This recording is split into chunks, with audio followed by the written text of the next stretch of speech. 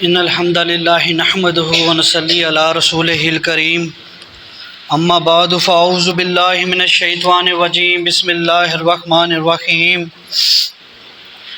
ان المسلمین والمسلمات والمؤمنین والمؤمنات والقانتین والقانتات والصادقین والصادقات والصابرین والصابرات والخاشعین والخاشعات والمتصدقین والمتصدقات والصائمین والصائمات والحافظین فروجهم والحافظات والذاکرین اللہ کثیرا والذاکرات اعد اللہ لهم مغفرۃ واجرا عظیما۔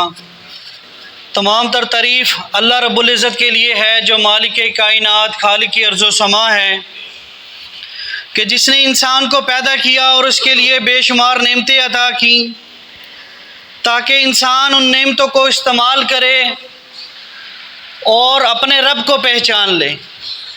یہ نعمتیں اللہ کی نشانیاں ہیں، یہ نعمتوں کو دیکھتا ہے اور جانتا ہے کہ واقعی ان کا پیدا کرنے والا ایک بہت ہی عظیم ہے جو اس چیز کو بڑا متبر طریقے کے ساتھ پیدا کیا ہے۔ یہ عام انسان کسی اور ہستی کی بس کی بات نہیں کہ اتنے بڑے سورج چاند ستاروں کو بنا دے۔ یقیناً اتنا بڑا نظام چلانے والی ذات بہت ہی عظیم ذات ہے۔ تو جب انسان ان کائنات کے اندر موجود نعمتوں کو دیکھتا ہے تو پہلے اپنے رب کا تعارف حاصل کرتا ہے، اپنے رب کو پہچان لیتا ہے، اور اس کے بعد اس کو چاہیے کہ ان نعمتوں کو جب وہ استعمال کرے تو انہیں استعمال کرنے کے بدلے اپنے رب کا شکر ادا کرے، اس کی بندگی اختیار کرے، اس کے تابع داری اختیار کرے، اس کے احکامات کے مطابق اپنی زندگی سفر صرف کر دے۔ ایسا کرنے والا ہی انسان مسلمان کہلاتا ہے۔ مسلمان کے مطلب ہی فرما برداری کے ہیں۔ آج دنیا کے اندر ہم سب ایک خوشحال زندگی گزارنا چاہتے ہیں۔ خوشحال زندگی گزارنے کے لیے ہماری کوشش ہوتی ہے کہ دنیا کے اندر موجود وسائل کو ہم اکٹھا کر لیں، کچھ مال و دولت اکٹھا کر لیں، اپنے کھانے پینے کے لیے خوراک اکٹھا کر لیں، رہنے کے لیے ایک اچھا گھر ہو، اچھی تجارت ہو، آنے جانے سفر کرنے کے لیے ایک اچھی گاڑی ہو۔ ان تمام مادی اشیاء کو ہم اکٹھا کرنے کی کوشش کرتے ہیں اور سوچتے ہیں کہ اس سے ہماری خوشحال زندگی ہو جائے گی۔ لیکن اگر یہ خوشحال زندگی ہم حاصل کرتے ہیں لیکن اگر ہم اپنے گھریلو زندگی کے اوپر توجہ نہیں دیتے تو آپ کبھی بھی خوشحال زندگی نہیں گزار سکتے۔ آپ کے پاس جتنی مرضی مال و دولت ہو، جتنا مرضی عہدہ و اقتدار ہو، ہر طرح کی آسائشیں ہوں، لیکن اگر آپ کے گھر کے اندر بدحالی ہے، گھر کے اندر آپ کی عزت نہیں ہے، آپ کے والدین کی کوئی عزت نہیں کر رہا، آپ کی اولاد آپ کی عزت نہیں کر رہی، آپ اپنے بھائی کو جو ہے وہ گریبان پکڑتے ہیں، بیٹی بہن بہو آپ کی حکم ماننے کے لیے تیار نہیں ہے، آپ کے حکم پر پردہ کرنے کے لیے تیار نہیں ہے، تو آپ کے پاس جتنی بھی دولت ہوگی آپ کو ہوگے یار بیکار ہے، کیا کروں، میرے گھر میں تو کوئی عزت نہیں ہے۔ اس لیے آپ نے دیکھا ہوگا کہ جب آپ کے پاس کوئی فرصت کا ٹائم ہوتا ہے تو آپ باہر بھاگتے ہو، گھر میں نہیں بھاگتے۔ جبکہ نبی کریم صلی اللہ علیہ وآلہ وسلم کی زندگی کو اگر آپ دیکھیں کہ دنیا ان کے پاس کچھ نہیں تھی، نہ مال و دولت تھی، نہ کوئی بڑا اقتدار تھا، نہ کوئی بڑا بنگلہ تھا، نہ کوئی بینک بیلنس تھا، لیکن گھر کے اندر خوشحالی اتنی تھی کہ ازواج مطہرات انتظار کرتی تھی کہ کب آپ صلی اللہ علیہ وسلم باہر تبلیغ سے واپس گھر آئیں تو ہم ان کے ساتھ بیٹھیں، ان کے ساتھ بات چیت کریں، ایک اچھا وقت گزاریں۔ کیا وجہ تھا؟ گھر کے اندر خوشحالی تھی۔ آج یہی وجہ ہے میرے بھائیوں، ہم دنیا کی دوڑ کے اندر تو لگے ہوئے ہیں لیکن اپنے گھر کے اندر توجہ نہیں دے رہے، اسی لیے گھر کے اندر پریشانی ہے، دکھ ہے، ایک دوسرے کی عزت نہیں ہے، دین نام کی چیز نہیں ہے۔ لہٰذا جو دنیا کے اندر ہم سنتے ہیں، مساجد کے اندر خطبے سنتے ہیں، دین کو سنتے ہیں، لیکن جب ہم اپنے گھر جاتے ہیں تو وہی پرانا ماحول دیکھتے ہیں تو جو کچھ ہمارے اوپر اثر ہونا ہوتا ہے وہ اثر نہیں ہوتا۔ اس کی وجہ کیا ہے؟ اس کی وجہ یہی ہے کہ ہم نے اپنے گھروں میں توجہ نہیں دی، اپنی خواتین کو اپنے سانہ بشانہ نہیں کھڑا کیا، ان کو دین کی دعوت نہیں دی، ان تک دین کا پیغام نہیں پہنچایا. کیوں؟ کیونکہ وہ بھی برابر کی شریک ہے آپ کے اس عمل کے اندر. اللہ فرماتا ہے میں نے تمہیں ایک مرد اور عورت سے پیدا کیا، دونوں میں سے تم ایک دوسرے میں سے ہو، تم مرد اور عورت سے پیدا ہوئے اور تم ایک ہی ہو. اللہ تمہارے دونوں میں سے کسی کے عمل کرنے والے کو عمل کو ضائع نہیں کرتا. اللہ تمہارے کسی عمل کرنے والے عمل کو ضائع نہیں کرتا. اور اللہ کے نزدیک کون ہے؟ جو تقوی میں سب سے زیادہ ہے. تو اس لیے میرے ساتھیوں ہم نے کیا کرنا ہے؟ ہم نے اپنے گھر والوں کے اوپر توجہ دینی ہے. جو پیغام ہم سنتے ہیں وہ پیغام ہم نے اپنے بیوی بچوں کو، خواتین کو جا کے سنانا ہے، تاکہ وہ دین کا کام خواتین کے حلقے میں بھی کریں. جب ہم گھر جائیں تو گھر کے اندر ہمیں دین ملے، جب باہر جائیں تو شیطانی جتنے بھی ہمارے فسادات ہیں، دنیا کے جتنے بھی رو رنگینیاں ہمارے سامنے آئے، لیکن جب ہم ان کو چھوڑ کر اپنے گھر آئیں تو دین پائیں اپنے گھر کے اندر. اسی لیے جو سورت میں نے جو آیت میں نے آپ کے سامنے تلاوت کی، سورہ احزاب کی آیت نمبر 35 ہے. اللہ تعالیٰ مرد عورت دونوں کو مخاطب کرتے ہوئے فرماتے ہیں اور بتاتے ہیں انسانوں، اگر تو نے مومن بننا ہے، اگر تو نے جنت والا بننا ہے، اگر تو نے مغفرت کا طلبگار ہے، تو تیرے اندر یہ 10 اوصاف ہونے چاہیے. تب جا کر تو جو ہے اللہ کا پسندیدہ آدمی بنے گا، تب جا کر تو جنت میں جائے گا. وہ کون سے 10 اوصاف ہیں؟ اللہ سبحانہ و تعالیٰ فرماتے ہیں ان المسلمین والمسلمات. پہلا صفت کیا بتائی؟ اسلام لانے والے مرد اور اسلام لانے والی عورتیں. کیا مطلب ہے اسلام لانے کا؟ اسلام لانے کا مطلب یہ ہے کہ اسلام کو مکمل ضابطۂ حیات مانتے ہوئے اپنے اوپر نافذ کر لینا، اس کا مطلب اسلام ہے. آج ہم سمجھتے ہیں ہم اسلام لے آئے ہیں، مسلمان ہیں، ہم نے صرف زبان سے دعویٰ کیا ہے لا الہ الا اللہ محمد رسول اللہ، اسلام ہمارا دین ہے. یہ صرف دعویٰ ہے. کیوں دعویٰ ہے؟ کیونکہ اسلام نے جو تعلیمات ہمیں دی ہیں، اسلام نے جو ہمیں احکامات دی ہیں، جو شریعت ہمیں دی ہے، ان کے اوپر چلنے کے لیے تیار نہیں ہے. ہمارے معاملات ہمارے اپنی مرضی، ذاتی مرضی کے ساتھ ہیں. اسلام کی مرضی کے مطابق ہم نے اپنے معاملات نہیں کیے. تو پھر کیسے کہتے ہیں کہ ہم اسلام لانے والے ہیں؟ ہم کیسے کہتے ہیں دین ہمارا اسلام ہے؟ تو کیا کرنا ہے میرے بھائیوں؟ سب سے پہلے اسلام کو اگر مانا ہے، خود کو مسلمان کہلاتے ہو، تو وہ تمام ضابطۂ حیات، وہ تمام پابندیاں جو اللہ نے اب قرآن مجید میں ہمارے اوپر لگائی ہیں، وہ تمام معاملات ویسے ہی کریں جیسے اللہ نے ہمیں بتائی ہیں. ہماری خوشی، ہماری غمی، ہمارے رسومات، ہر وہ شے جو اللہ کے رسول نے کر کے دکھائے ہیں ہم نے ویسے اپنائیں گے، تب ہم کہیں گے کہ ہم اسلام پر چلتے ہیں. ورنہ ہمارے تو جو شادی بیاہ ہیں، اگر آپ کمپیئر کر لیں کسی ہندو کے ساتھ، تو جو ویسے رسومات وہ کرتے ہیں ویسے رسومات ہم کر رہے ہیں. تو پھر اسلام کون سا دین ہمارا جو ہمیں اپنائے ہوئے ہیں؟ اس لیے کیا کریں؟ سب سے پہلا جو کام کرنا ہے وہ اسلام کو بطور دین اپنانا ہے اور ضابطہ حیات مانتے ہوئے اس کی ہر پابندی کے اندر اپنے آپ کو مضبوطی سے تھامے رکھنا ہے. جہاں سے وہ روک دے وہاں رک جائیں، اور جو کرنے کا حکم دے وہ کر جائیں. یہ کریں گے تو ہم کہیں گے کہ ہم مسلمان ہیں، میرا دین اسلام ہے، میں دین اسلام کا جو قانون ہے اس قانون کو مانتے ہوئے اپنی زندگی بسر کروں گا. تب اس خاصیت کے اندر میں اور آپ شامل ہوں گے. اپنا ضابطہ حیات کس کو بنائیں؟ اپنی رسومات کس کو بنائیں؟ اسلام کے دین نے جو رسول اللہ صلی اللہ علیہ وسلم نے رسومات بنائی ہیں اسی رسومات پر چلیں. اس کے علاوہ کوئی باہر سے آئی ہوئی اپنی خود ساختہ رسومات کو چھوڑیں، اللہ اور اللہ کے رسول کی اطاعت کریں، تب اسلام کے اندر آپ آئیں گے. پھر دوسری اللہ سبحانہ و تعالیٰ نے جو کوالٹی بتائی وہ فرمایا والمؤمنین والمؤمنات، ایمان والے مرد اور ایمان لانے والی عورتیں. اب اسلام لے آئے، اب ایمان کیا چیز ہے؟ کیا ایمان چیز شہادت کا ہے؟ بس شہادت دے دی، اشہد ان لا الہ الا اللہ وحدہ لا شریک لہ واشہد ان محمدًا عبدہ ورسولہ، بس میں ایمان والا بن گیا. نہیں نہیں نہیں نہیں، ایمان لانا کیا ہے؟ قرآن مجید میں بے شمار جگہ پر اللہ فرماتے ہیں اللہ پر ایمان لے کے آؤ، اللہ پر ایمان لے کے آؤ، اللہ پر ایمان لے کے آؤ. کیا مطلب ہے اس کا؟ مطلب یہ ہے کہ اللہ کے اوپر بھروسہ رکھو، اللہ کے اوپر یقین رکھو. تمہارے تمام معاملات کرنے والی ذات کون ہے؟ اللہ سبحانہ و تعالیٰ کی. تمہیں رزق دینے والا کون ہے؟ اللہ سبحانہ و تعالیٰ تمہاری بیماری ہو، تمہیں کوئی تنگی ہو، تمہیں کوئی مصیبت ہو، تمہیں کوئی دکھ ہو، تمہارے کاروبار کے اندر تنگی ہو، تمام چیزوں کو اگر کوئی دور کر سکتا ہے تو کون؟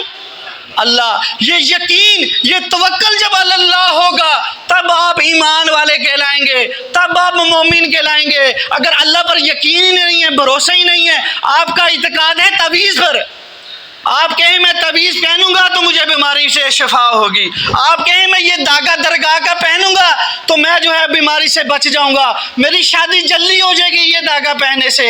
اگر آپ کا کالی ہنڈیا رکھتے ہیں اور کہتے ہیں یہ نظر بد سے مجھے بچا دے گی، اگر یہ عقیدہ ہے آپ کا تو آپ ایمان والے نہیں، آپ کا بھروسہ اللہ پر رہا ہی کہاں ہے؟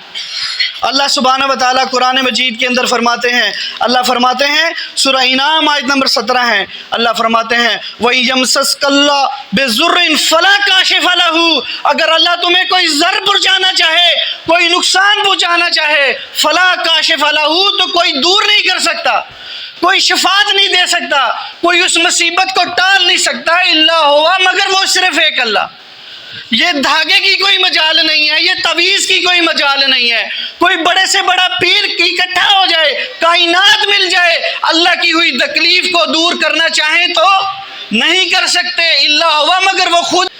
وَيَمْسَسْكَ بِخَيْرٍ، اور اگر خیر دینا چاہے فَهُوَ عَلَى كُلِّ شَيْءٍ قَدِيرٌ، تو وہ ہر چیز پر قدرت رکھتا ہے، ہر چیز کا اختیار، ہر چیز کے اختیار اسی کے پاس ہے، وہ جس کو چاہے فراوانی دے، جس کو چاہے تنگی دے، جس کو چاہے بیماری دے، جس کو چاہے صحت و تندرستی دے، یہ سب کس کے اختیار کے اندر ہے؟ اللہ کے اختیار کے اندر ہے۔ یہ آج میرا اور آپ کا یقین جانو توکل اللہ اٹھ گیا ہے۔ آج ہم بھروسہ رکھتے ہیں پیسے پر، یار یہ پیسہ آ جائے گا، اچھی صحت آ جائے گی، بہت مجھے کوئی بگاڑ ہی کچھ نہیں سکتا، یار یہ بہت وڈیرا ہے، یہ بڑا پاورفل انسان ہے، اگر میں نے اس کی خوشامد کر لی، اس کو راضی کر لیا تو بس محلے میں مجھے کوئی تنگ کر نہیں سکتا، محلے میں میری کوئی مجھے کوئی معلوم نہیں ہوگا، کوئی چھیڑے گا نہیں مجھے، میرے سارے معاملات حل ہو جائیں گے۔ آج میں اور آپ کس پر بھروسہ کیے ہوئے ہیں؟ ہم بڑے بڑے چودھریوں پہ بھروسہ کیے ہوئے ہیں، ہم اپنے سیکیورٹی گارڈوں پر بھروسہ کیے ہوئے ہیں، ہم اپنے دنیاوی اسباب کے اوپر بھروسہ کیے ہوئے ہیں، ہمارا اللہ پر کوئی بھروسہ نہیں ہے۔ یہی وجہ ہوتی ہے کہ اگر ہمارے گھر کے اندر شادی کا کوئی مسئلہ ہے، بیٹی کی شادی نہیں ہو رہی تو پریشان ہوتے ہیں کہ یار چلو کوئی نہیں، مومن نہ صحیح تو غیر مومن ہی صحیح، یار شادی جو نہیں ہو رہی بیٹی کی تو کیا کریں، کرنا پڑے گا، یار کاروبار کر رہا ہوں، بڑے دیر سے بیٹھا ہوں میں، نہیں کاروبار چل رہا، چلو کوئی نہیں سود لے لیتا ہوں، کاروبار میں اضافہ ہو جائے گا، کوئی نہیں اس کے اندر گانا بجانا بجا لیتا ہوں، میوزک کی کلاس لگا لیتا ہوں، لوگ گانا سنیں گے، میرے کاروبار کی طرف متوجہ ہوں گے۔ آپ کا اعتماد میوزک کے اوپر ہے میرے بھائیوں، آپ کا اعتماد دنیا کی چیزوں کے اوپر ہے، اللہ کے اوپر توکل کہاں رہا؟ اگر اللہ پر توکل ہوتا تو یہ سب چیزیں چھوڑتے اور یقین رکھتے کہ میرے مالک نے جو روزی میرے نصیب میں لکھ دی ہے وہ ذرا برابر نہ بڑھ سکتی ہے نہ کم ہو سکتی ہے۔ اللہ سبحانہ و تعالیٰ وہاں سے راستہ نکالتا ہے جہاں سے آپ نے کبھی سوچا نہیں ہوگا، اور قرآن میں مثالیں بے شمار بھری پڑی ہیں۔ ابراہیم علیہ السلام کا واقعہ دیکھیں، آگ کے اندر پھینکا جا رہا ہے، دنیا کے اندر جب کسی کو آگ کے اندر پھینکا جاتا ہے تو کیا ہوتا ہے؟ جل کے راکھ ہو جاتا ہے، لیکن آپ نے دیکھا کہ اس آگ کو اللہ نے ٹھنڈی کر دیا، اللہ قادر ہے اس آگ کو ٹھنڈی کرنے پر۔ موسیٰ علیہ السلام کا واقعہ دیکھیے، فرعون کی فوج پیچھے چڑھی آ رہی ہے، وہ بھاگ رہے ہیں دریا کی طرف، دریا تو کیا ہے، آگے دریا ہے، یہ تو ایسا ہی ہے جیسے بندہ بند گلی کی طرف بھاگتا چلا جائے۔ فرعون بنی اسرائیل نے کہا بھی کہ بھئی کہاں لے کے جا رہا ہوا کہ دریا ہے، فوج تو سڑا ہی ہے، اب کیا کریں گے، راستہ تو بند ہو گیا، لیکن ان پر توکل تھا اللہ کا۔ موسیٰ علیہ السلام نے کہا نہیں اللہ بچائے گا ہمیں، تو اللہ نے کہا جہاں لاٹھی مار اور راستہ بن گیا۔ دنیا نے دیکھا، ان کی قوم نے دیکھا کہ دریا کیسے پھٹا اور ان کا راستہ سبیل بن گئی جہاں سبیل نظر نہیں آ رہی تھی۔ آپ دیکھیں توکل اللہ موسیٰ علیہ السلام کی والدہ کا، وہی آئی ہے کہ اپنے بیٹے کو دریا نیل کے حوالے کر دو، کس کے بھروسے پہ دعائے نیل کے حوالے کر دیا؟ انہیں معلوم تھا اللہ نے کہا ہے تو اللہ اس کی حفاظت کرے گا، ورنہ آج کوئی ماں اپنی بیٹی کو بچے کو دریا میں پھینکتی ہے ایسے، کبھی نہیں کوئی پھینک سکتے، پتہ نہیں کیا بنے گا۔ لیکن یقین دیکھیں ان کا، یقین اعتقاد دیکھیں ان کا۔ یونس علیہ السلام پھنس گئے مچھلی کے اندر، پیٹ کے اندر، پھر بھی دعا کر رہے ہیں لا الہ الا انت سبحانک انی کنت من الظالمین، اللہ تو ہی بچا سکتا ہے، تو ہی پاک ہے، یہاں پہ کوئی پیر، کوئی ولی، کوئی تعویذ، کوئی شے نہیں آئے گی مجھے بچانے، اگر تو نہ بچائے تو میں بچ نہیں سکتا۔ لیکن آج ہم نے توکل کس پر کیا ہوا ہے؟ دنیا کے ظاہری اسباب پر، ہم نے توکل کیا ہوا ہے روپے پیسے پر، لوگوں کو خوش کرنے پر، لوگوں کی رضا حاصل کرنے پر، ظاہری اسباب کے اوپر توکل کرتے ہیں۔ یہ کریں گے تو دیکھنا کیسے چمکی ہو جائے گی۔ نہیں نہیں میرے بھائیو، اللہ کے دین کو چھوڑو گے، دنیا میں رسوا ہو کر رہو گے۔ پوری دنیا میں کوئی ایک مثال مجھے بتا کے دکھا دیجئے جنہوں نے شریعت کو، اسلام کی شریعت کو بنایا ہو اور اسے خسارہ ہوا ہو، مجھے ایک مثال دے دے۔ جس نے اللہ کی شریعت کو بنایا اور وہ دنیا کے اندر رسوا ہو گیا، کوئی ایک مثال؟ کوئی مثال آپ کو ایسی نہیں ملے گی۔ تو میرے بھائیوں پھر ہم بھروسہ کیوں نہیں کر لے؟ تو جب بھروسہ کریں گے، ایمان رکھیں گے اللہ پر، تب المومنین والمؤمنات کے اندر شامل ہوں گے۔ تو مومن بننا ہے اور اپنی گھر والیوں کو مومنات بنانا ہے تو کیا سکھائیں؟ توکل اللہ پر بھروسہ کرنا سکھائیں۔ پھر اللہ تعالیٰ تیسری صفات فرماتے ہیں والقانتین والقانتات، فرما بردار مرد اور فرما بردار عورتیں، وہ لوگ جو اطاعت کرنے میں ساری زندگی بسر کر دیتے ہیں، جو ایمان کا دعویٰ کر لیا، اب بندگی صرف اللہ کے حکموں کے مطابق ہوگی، اطاعت اللہ کے رسول صلی اللہ علیہ وسلم کی ہوگی، ساری زندگی وہی عمل کرتے ہیں جو اللہ کے رسول نے کر کے دکھایا۔ یہ موسموں کے بدلنے کے ساتھ بدل نہیں جاتے۔ یہ آج ہم سیکھ رہے ہیں، قرآن کے بڑے قریب ہیں تو دل میں بڑا ایمان تازہ ہے، لیکن جیسے ہی کوئی شادی آئے گی، جیسے ہی کوئی غم آئے گا، جیسے کوئی تہوار آئے گا تو بھول جائیں گے سارا دین۔ بس جیسے رو بہہ رہی ہے ویسے بہتے چلے جائیں گے۔ مومن ایسا ہوتا ہے؟ فرما بردار اطاعت گزار ایسا ہوتا ہے؟ ارے بھائی، اس وقت تو آپ کی آزمائش ہو رہی ہے کہ اس وقت تو کیا کرتا ہے، اب تو سارے مہمان تیرے گھر کے اندر بیٹھے ہیں، اب تو نماز کا اذان کا وقت ہے، اب مسجد میں جاتا ہے یا نہیں جاتا، اپنی محفل کو چھوڑتا ہے یا نہیں چھوڑتا، برادری لا تعلقی کرنے کے لیے تیار ہے، آپ کہو جی نہیں میں غیر سنت طریقے سے شادی کروں گا، نہیں میں غیر سنت طریقے سے عمل کروں گا، چھوٹتی ہے برادری، چھوٹتا ہے، وہاں تو آپ کا ٹیسٹ ہو رہا ہے، وہاں تو فرما برداری اطاعت کرنی اور کیا گھر بیٹھے کرنی، وہاں ہم کرتے نہیں ہیں۔ تو میرے دوستو ساتھیو، فرما برداری اطاعت گزاری کرنی ہے، ساری زندگی کرنی ہے، یہ پل اور دو پل کی عبادت کا وقت نہیں ہے، یہ ساری زندگی کا ہے۔ ورنہ اللہ قرآن مجید سورہ بقرہ کے اندر فرماتے ہیں کیا تم نے ان لوگوں کو دیکھا ہے جو کتاب کے کچھ حصے پر ایمان لاتے ہیں اور کچھ کا انکار کرتے ہیں؟ اللہ دنیا میں بھی ایسے دوغلوں کو رسوا کر دیتا ہے اور قیامت والے دن شدید ترین عذاب کے اندر داخل کرے گا۔ تو اس لیے کیا کریں؟ اطاعت گزار، فرما بردار، ہر وقت پوری زندگی اطاعت اللہ کے اندر لگے رہے، ہر حکموں کے اوپر چلے۔ پھر چوتھی بات اللہ تعالیٰ فرماتے ہیں والصادقین والصادقات، سچ بولنے والے مرد اور سچ بولنے والی عورتیں۔ یہ بہت ہی بڑی صفت ہے اگر مسلمان مومن کے اندر جو ہوتی، اگر آپ سچ نہیں نہ بولتے کسی کے ساتھ، سچ بیان نہیں نہ کر سکتے، تو سمجھ جائیں کہ ایمان کے اندر کہیں نہ کہیں کمزوری ہے۔ آج ہم اپنے کاروبار کے اندر سچ بولنے کے لیے تیار نہیں ہیں، آج ہم اپنے معاملات کے اندر سچ بولنے کے لیے تیار نہیں ہیں، آج آپ سے کوئی چیز پوچھ لے تو آپ سچ بولنے کے لیے تیار نہیں ہیں، بھائی کو گمراہ کرنے کی کوشش کرتے ہیں، جھوٹ بولتے ہیں، ولیمے دیتے ہیں، لوگوں کو دغا باز کرتے ہیں، فراڈ کرتے ہیں، سچ بات نہیں بتاتے۔ یہ کیا ہے؟ مومن سچا ہوتا ہے یا نہیں ہوتا؟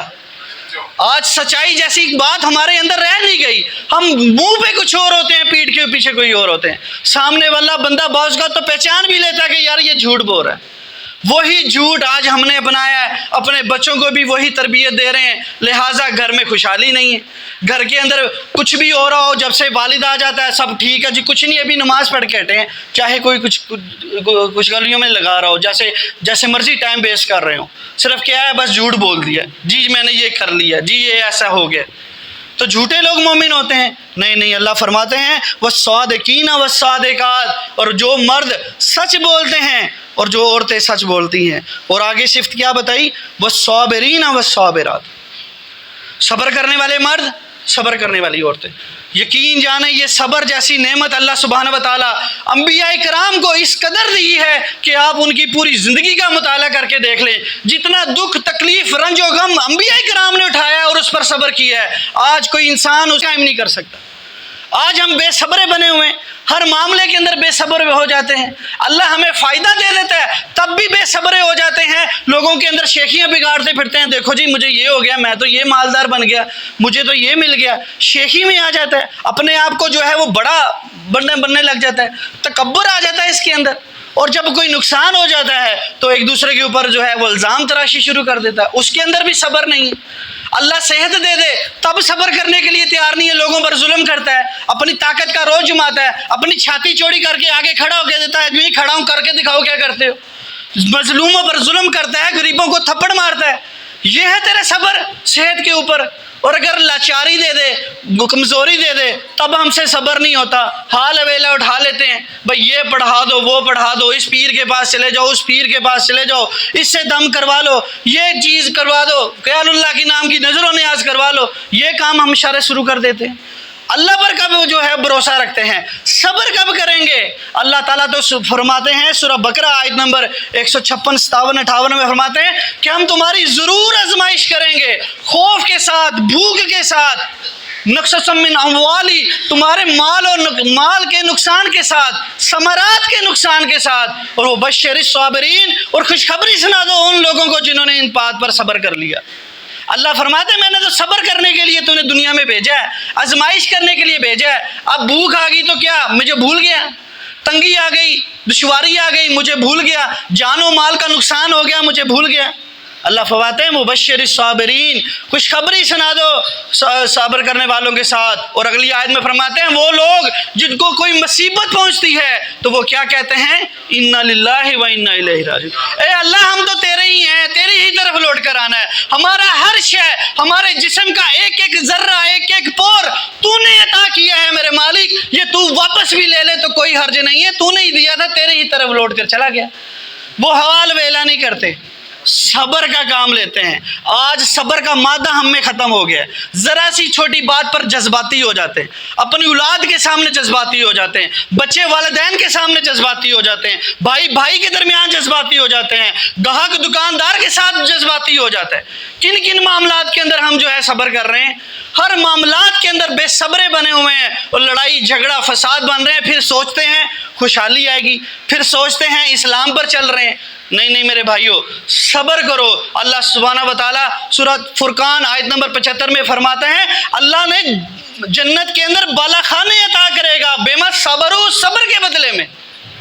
جنت میں بالا خانے کس کے بدلے میں؟ بما صبروا، جو تم نے صبر کیا، وہاں پر تمہیں سلام کے ساتھ استقبال کیا جائے گا۔ سورہ دہر آیت نمبر 12 میں اللہ فرماتے ہیں کہ ان کو جزا ملے گی بما صبروا، کیا؟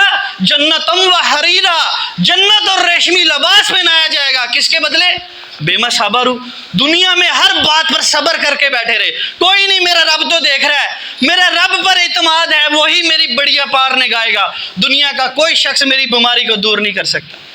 یہ وہ لوگ ہیں جو صبر سے کام لیتے ہیں، اس لیے خود بھی صبر کرنا سیکھیں اور اپنے گھر والوں کو بھی صبر کرنے کی تلقین کریں۔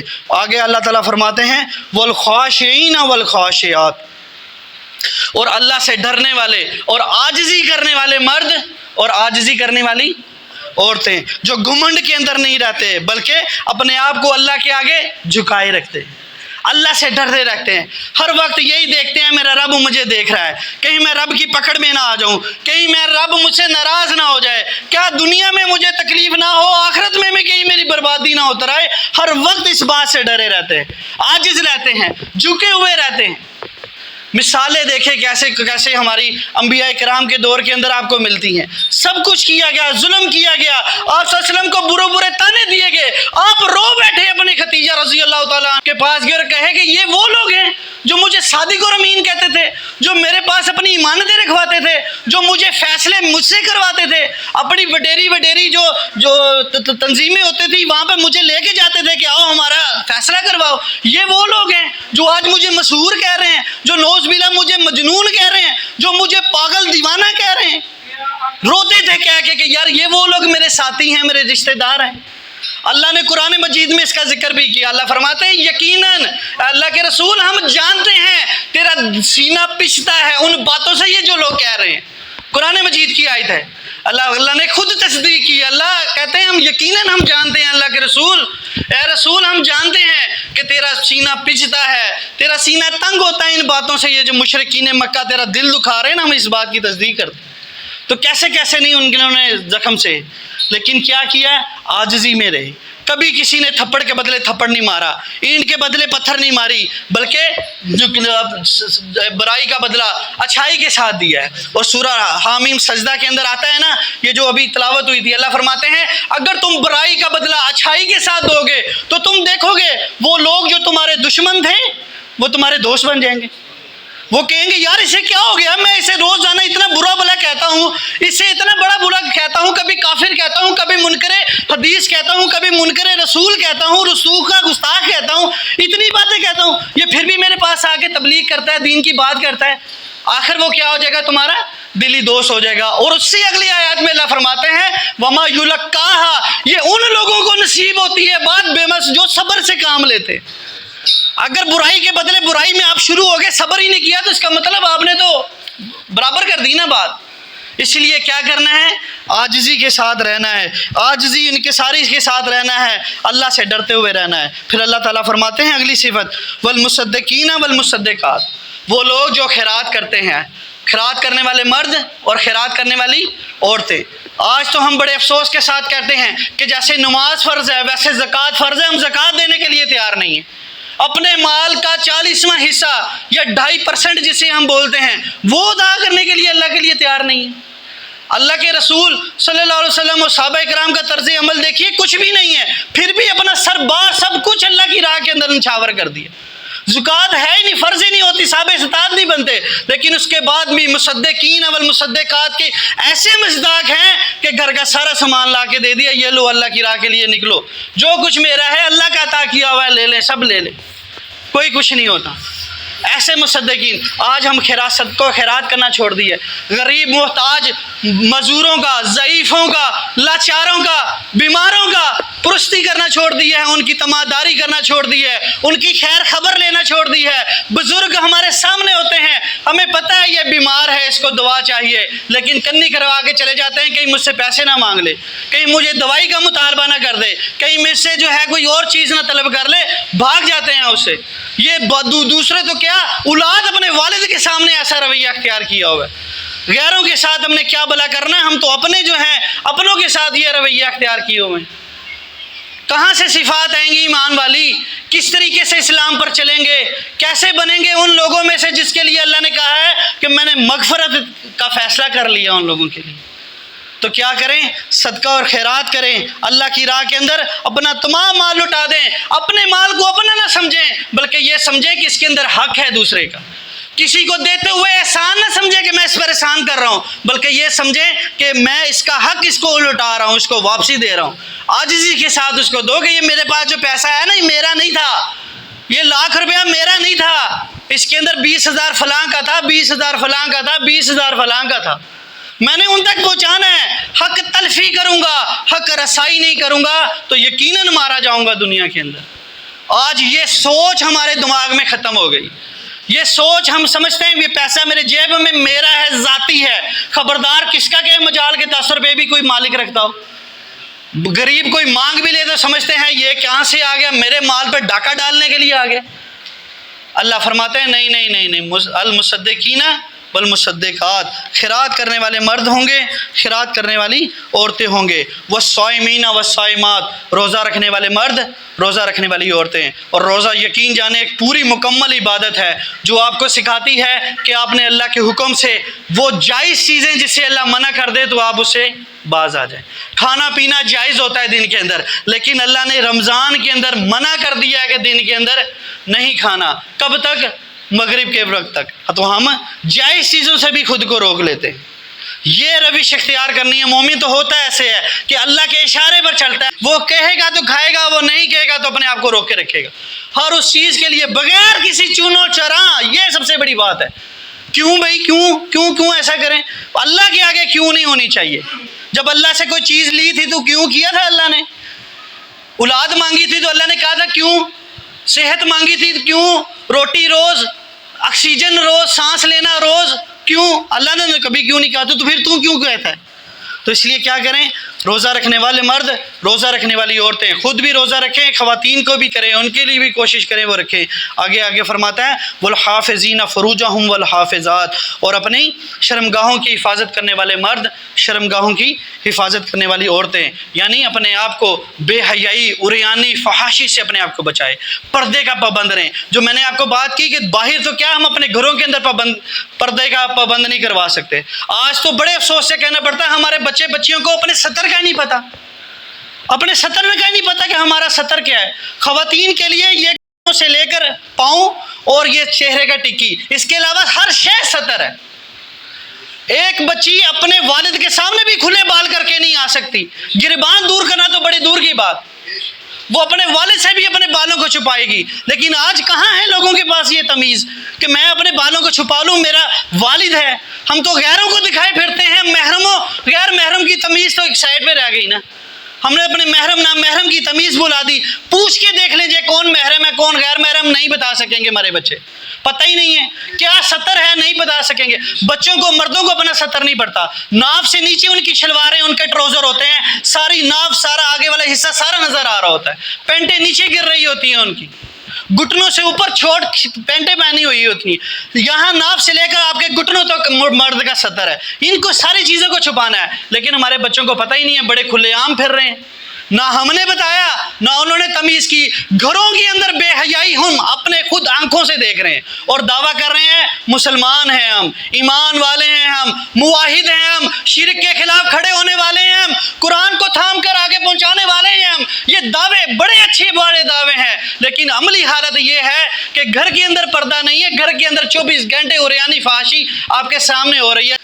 ان چیزوں سے بچیے۔ اور آخر میں آخری 10ویں بات اللہ فرماتے ہیں وَالذَّاكِرِينَ کثیرا وَالذَّاكِرَاتِ، آخری چیز کہ ذکر اللہ سے کثرت کے ساتھ ذکر کرنے والے مرد، کثرت سے ذکر کرنے والی عورتیں۔ تو مسلمان ہوتا ہی وہی ہے جو 24 گھنٹے اپنے رب کو یاد کرے، اپنے الفاظ معاملات میں اللہ اکبر، الحمدللہ، ماشاءاللہ، انشاءاللہ، ایسے الفاظ استغفر اللہ کہتا چلا جائے۔ ایک حدیث مبارک میں آتا ہے کہ آپ صلی اللہ علیہ وسلم نے فرمایا کہ انسان قیامت والے دن حسرت کرے گا اپنے ان لمحوں کے اندر جس لمحوں میں وہ اللہ کا ذکر نہیں کر سکا۔ وہ سوچے گا کہ یار وہ اس ٹائم میں فارغ بیٹھا رہا، آج میں اس وقت اللہ اکبر ذکر کر لیتا، اللہ کا قرآن پڑھ لیتا، آج میرے کام آ جاتا۔ تو حسرت کرے گا ان لمحوں پر جن لمحوں میں اللہ کا ذکر نہیں کر سکا۔ اس لیے کیا کریں، اپنی مجلسوں کو اللہ کے نام سے آباد کریں، اور ہر وقت چونکہ اللہ فرماتے ہیں میری زمین کے اندر ہر شے اللہ کی تسبیح بیان کر رہی ہے۔ جب اللہ کی ہر شے تسبیح بیان کر رہی ہے تو یہ اشرف المخلوقات تسبیح بیان کرنے کے کیوں کتراتا ہے؟ اس لیے کیا لفظ ہے کثیرا، کثرت سے اللہ کا ذکر کرنے والے مرد اور کثرت سے ذکر کرنے والی عورتیں۔ نماز کا ایک ٹائم ہوتا ہے نا، جب ٹائم ختم ہو گیا اب ہم نماز نہیں پڑھ سکتے، ظہر کا وقت ہوگا تو تبھی پڑھیں گے نماز، لیکن یہ ذکر جو ہے یہ تو 24 گھنٹے کا ذکر ہے، یہ دل کی یاد ہے، اپنے دلوں کو اللہ کی یاد سے غافل نہ ہونے دیجیے۔ اس لیے پھر آخر میں اللہ فرماتے ہیں یہ وہ لوگ ہیں جن کے لیے اللہ نے مغفرت کا وعدہ کیا ہے اور ان کے لیے بہت بڑا اجر ہے جو یہ 10 اوصاف رکھتے ہیں۔ تو کوشش کریں ان 10 اوصاف کو اپنے اندر پائیں، اپنے گھر والوں کو بھی تاکید کریں کہ وہ بھی ان چیزوں کو سمجھیں اور اس پر عمل کرنے کی توفیق عطا فرمائیں۔